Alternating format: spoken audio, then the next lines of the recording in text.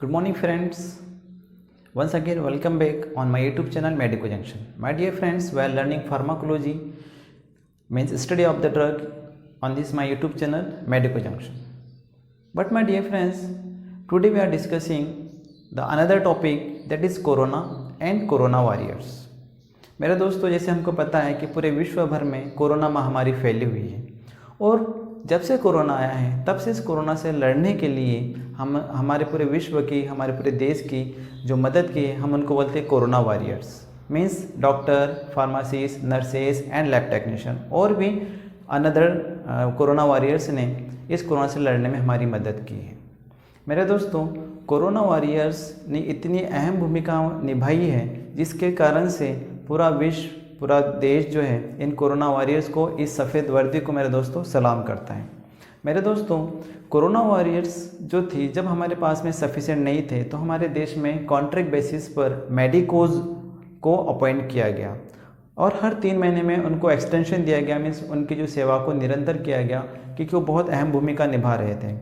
ऐसे समय में उन्होंने काम किया कि जब कोरोना पॉजिटिव पेशेंट आता है तो उसके पास में उसकी फैमिली मेम्बर कोई भी नहीं आता, लेकिन कोरोना वॉरियर जो है डायरेक्ट कांटेक्ट में जाकर उस कोरोना पेशेंट्स की मदद करते हैं, उसका ट्रीटमेंट करते हैं और उसको टाइम टू टाइम मेडिसिन देते हैं और उसकी सेवा करते हैं और उसकी जान को बचाने की पूरी कोशिश करते हैं। यहाँ तक कि बहुत सारे कोरोना वॉरियर्स ने इस ड्यूटी को करते हुए अपनी जान भी गंवा दी है। बहुत सारे कोरोना वॉरियर्स इस दुनिया से जा चुके हैं लेकिन अपनी सेवा से पीछे नहीं हटे। यहाँ तक कि उन्होंने समाज का बहिष्कार भी सहन किया। कॉलोनी वाले, घर वाले, सब लोगों ने मना भी किया, लेकिन कोरोना वॉरियर्स नहीं माने और अपने देश की सेवा करते रहे। यही कोरोना वॉरियर्स को अपनी नौकरी जाने का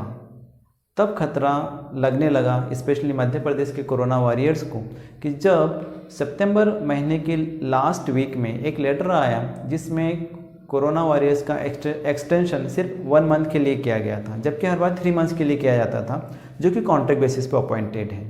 तब से कोरोना वॉरियर्स ने अपनी सेवा को बचाने के लिए, अपनी नौकरी को बचाने के लिए, अपने रोजगार को बचाने के लिए अलग अलग ज्ञापन देने लगे, कलेक्टर ऑफिस में जाकर, CMHO ऑफिस में जाकर, एवं यहाँ तक कि जो भी नेता हैं, जो विधायक हैं उनके पास में, या फिर जो भी नेता हैं उनके पास में जाकर, यहाँ तक कि जो हमारे माननीय मुख्यमंत्री शिवराज जी चौहान जी हैं उनके पास में, उनके ऑफिस में जाकर, बीजेपी कार्यालय पे जाकर ज्ञापन देने लगे और ये बताने लगे कि हमारी नौकरी को ना छीना जाए,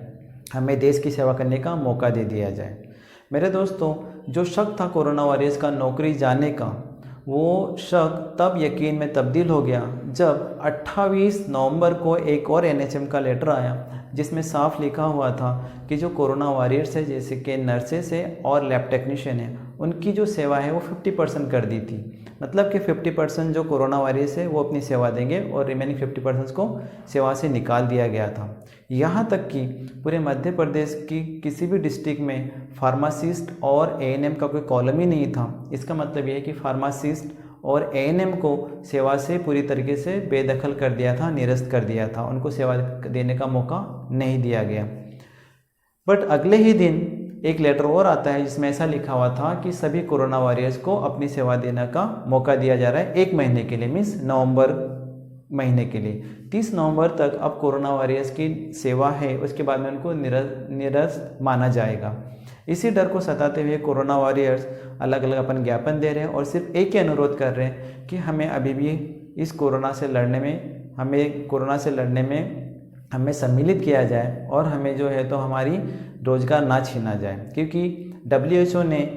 और जो भी बुद्धिजीवी हैं उन्होंने ये बताया कि इंडिया में नवंबर दिसंबर में कोरोना पेशेंट्स और बढ़ सकते हैं, क्योंकि जैसे जैसे ठंड का मौसम बढ़ेगा हमारे जो इन्फेक्शन से लंग्स इन्फेक्शन बढ़ने के चांसेस होते हैं। यूजुअली लंग्स इन्फेक्शन हाई हो जाता है सर्दियों के दिनों में, और कोरोना चल रहा है तो इसमें कोरोना के पेशेंट्स की जान जाने का खतरा ज़्यादा रहेगा। स्पेशली ऐसे मरीज जो कि किसी क्रोनिक डिजीज़ से ग्रसित है, जैसे डायबिटीज़ या फिर हार्ट डिजीज़ से या फिर किडनी डिजीज़ से या लंग डिजीज़ से, ये डिजीज़ से अगर ग्रसित है, या फिर ट्यूबरकुलोसिस है, अस्थमा है, COPD है, तो ऐसे पेशेंट के जान जाने का खतरा बहुत ज़्यादा होता है अगर कोरोना उसको अफेक्ट करता है तो इन सर्दियों में तो ज़्यादा खतरा है। इसलिए कोरोना वॉरियर्स का, मैं भी एक कोरोना वॉरियर्स हूँ, कोरोना वॉरियर होने के नाते मैं सरकार से एक ही अनुरोध करता हूँ कि मेहरबानी करके हमें हमारी सेवा से निरस्त ना किया जाए, हमारा रोजगार ना छीना जाए और हमें अपनी सेवा देने का पूरा मौका दिया जाए। यहाँ तक कि हमारी एक सिर्फ इतनी छोटी सी डिमांड है कि हमें कॉन्ट्रैक्ट बेसिस पर ना रखते हुए अब हमें इस कोरोना से लड़ने के लिए संविदा बेसिस पे अपॉइंट कर दिया जाए, जिससे कि हमारा रोज़गार ना जाए। मेरे दोस्तों, आपसे भी मेरा अनुरोध है कि इस मैसेज को, इस वीडियो को आप ज़्यादा से ज़्यादा फॉरवर्ड कीजिए और कोरोना वॉरियर्स का जो इम्पोर्टेंस है वो हमारी सरकार को बताइए, ताकि वो हमें और हमारी आपकी सेवा करने का मौका दे सके।